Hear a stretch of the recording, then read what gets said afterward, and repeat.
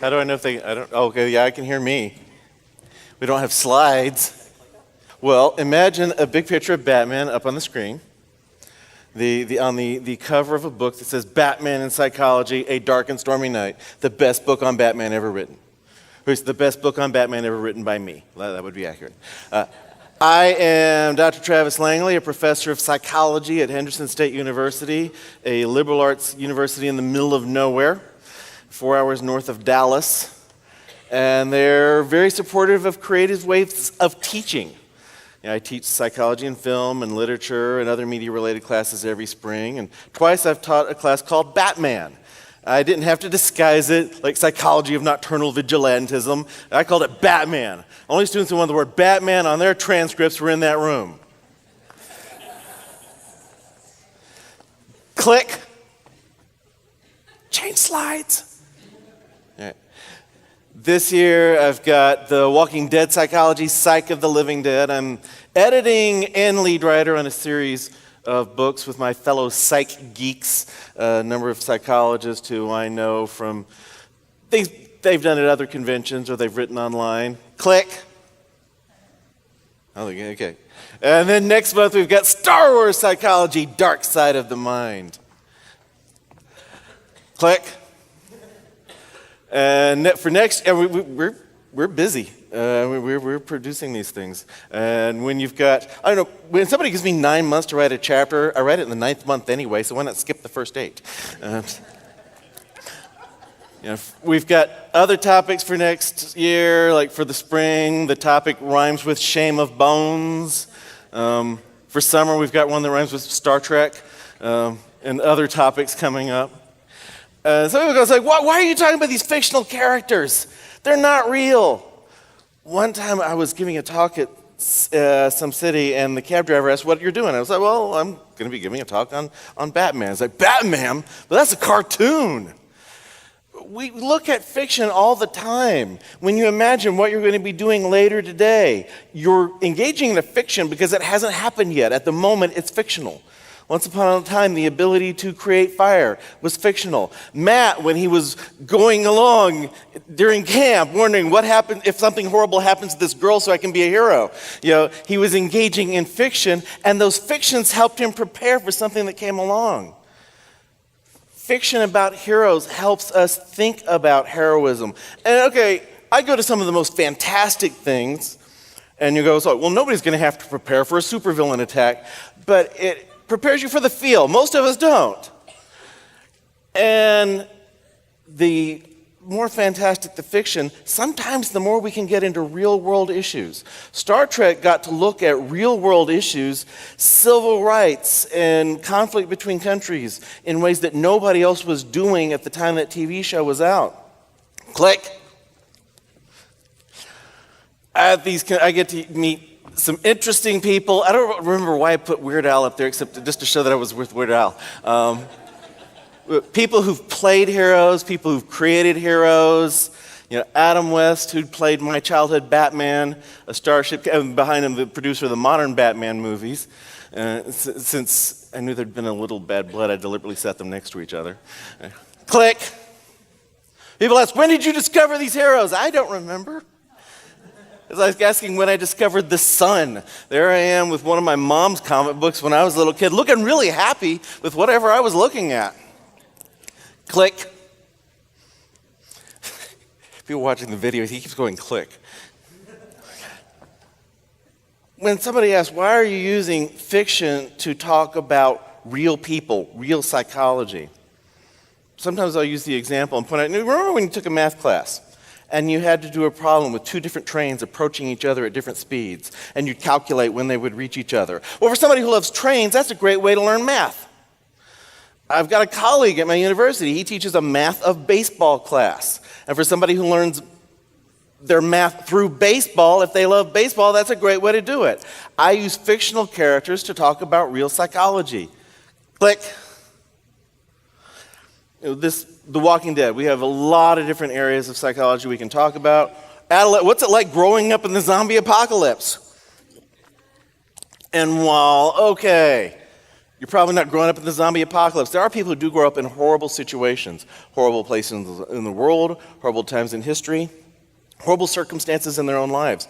The author who wrote the chapter on what it's like for Carl growing up in the zombie apocalypse, this is a therapist who compared clients he had in homes with severe neglect.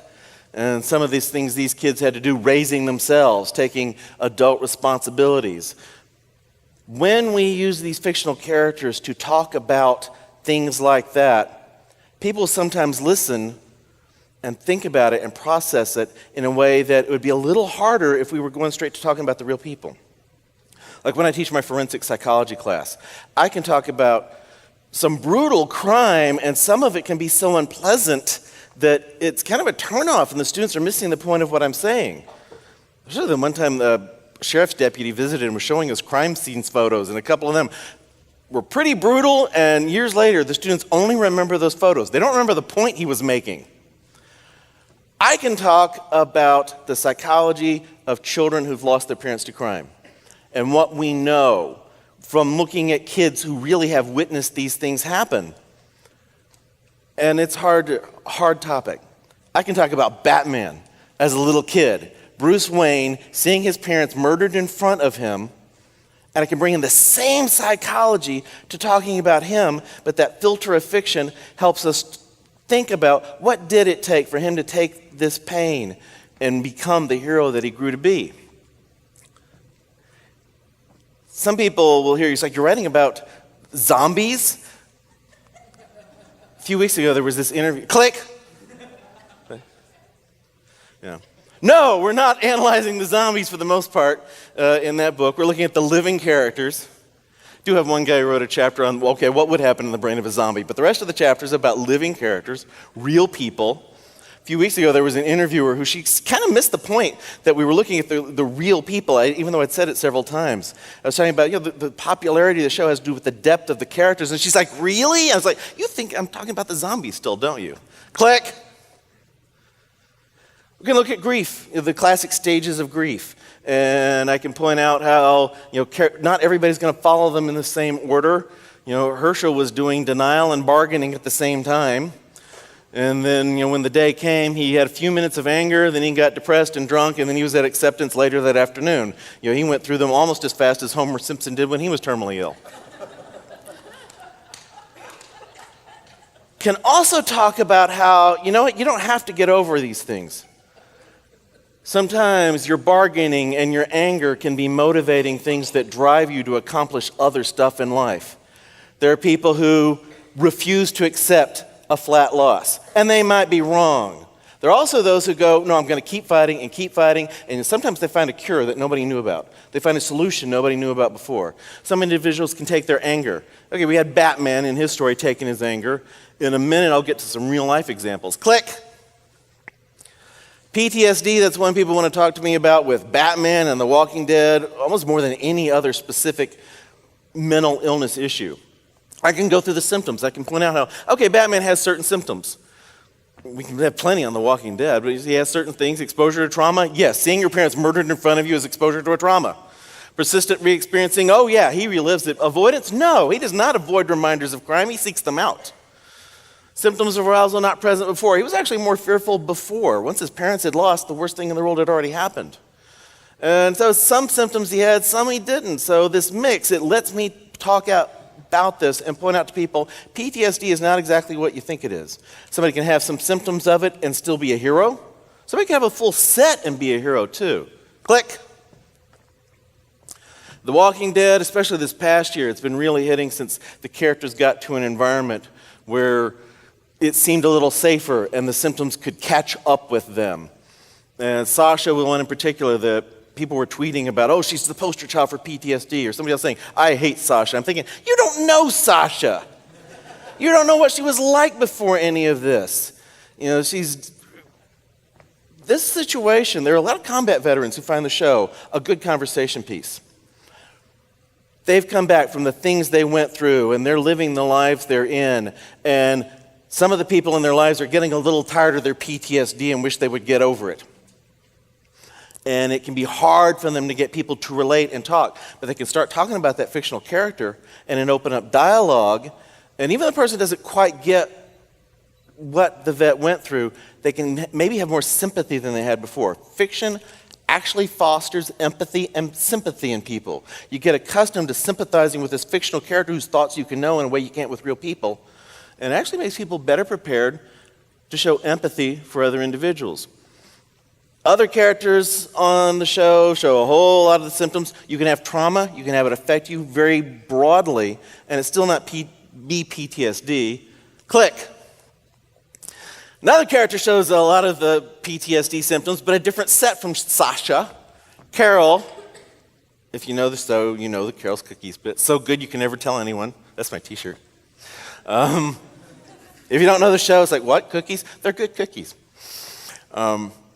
She also shows a full set of PTSD symptoms, but a different set from Sasha, so it's not quite as obvious to a lot of individuals. Like the bit about not talking about her deceased daughter. This is a common thing. Click. There's also something called posttraumatic growth, though. People who show maybe not a whole set, but some symptoms of PTSD, but they let those things help them grow as people, find a mission, a purpose in life. Carol and Daryl in The Walking Dead, both of them in particular have grown over the course of time. Click. Real life individuals. Candace Lightner, I mentioned I'd come back to that anger issue.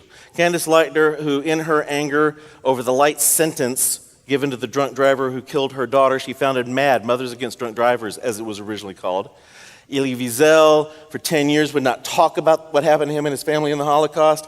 Then he started writing about it. Then he wrote many books over the course of the time. In fact, the use of the Holocaust for that particular event really originates with him. You didn't have to ask which Holocaust I was talking about.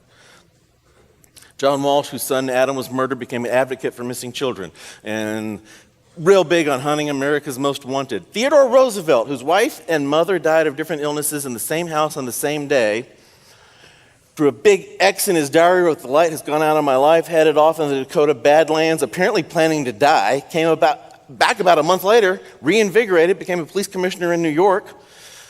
Christopher Nolan said, that's the model for understanding Batman. People always ask me a lot about, what about the villains? It's like, the villains are so interesting. It's like, well, people have a wrong idea about villains. Like Insanity, for example. Click. Batman's villains, they all get called insane. It's like they're very bizarre. You can be outlandish. You can be wild without being what we mean by insane. Insanity, a person is so out of touch with reality due to mental defect, they don't understand the right or wrong of what they're doing. The Mad Hatter, when he thinks he's in Wonderland and he thinks these girls are Alice, okay, that's psychotic. He's out of touch with reality. Click. Maxie Zeus thinks he's Zeus. That's pretty far out there. Click. And if the actions he's engaging in are because of this delusion, then he might qualify as insane. Click. The Joker, who keeps getting called insane, but he knows what he's doing. When he kills you, he knows he's killing you. He knows it's wrong. That's the fun of it for him. So insane's not the right word. Click. Me with the creator of the Joker. Click. Just because. There was a story in which the Joker tried to copyright fish. The authors decided, I'm going to show a story that's just at the face of it, crazy. Show the Joker's insane. And he decided to copyright fish so he could make fun. He was getting mad because they wouldn't let him copyright fish. It's okay, maybe it's insanity, but maybe it's just failure to understand copyright law. Click. One story does show the Joker doesn't always remember his own past. It's not like the movie The Dark Knight where he seems to be telling inconsistent lies. The graphic novel The Killing Joke suggests, no, sometimes he remembers it one way, sometimes he remembers it another, but he prefers to his past be multiple choice. Click.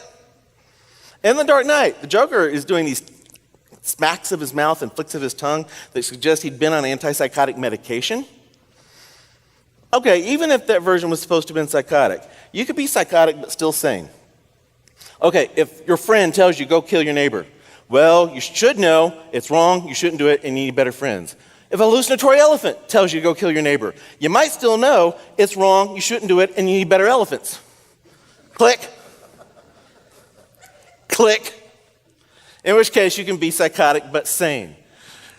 Click.